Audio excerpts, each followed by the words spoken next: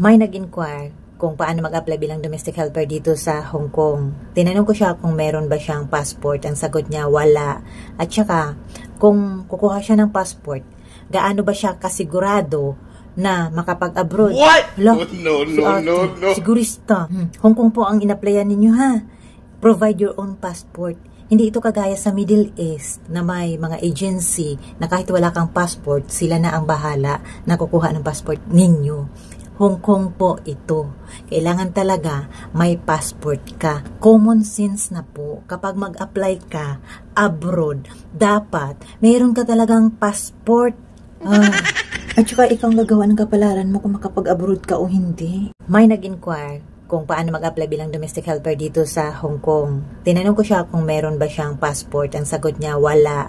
At saka, kung kukuha siya ng passport, gaano ba siya kasigurado na makapag-abroad? What? Lo, No. Sigurista. Hong Kong po ang in-applyan ninyo, ha? Provide your own passport. Hindi ito kagaya sa Middle East na may mga agency na kahit wala kang passport, sila na ang bahala na kukuha ng passport ninyo. Hong Kong po ito.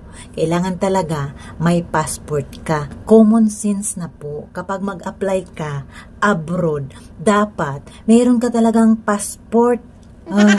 At saka ikaw gagawa ng kapalaran mo kung makapag-abroad ka o hindi.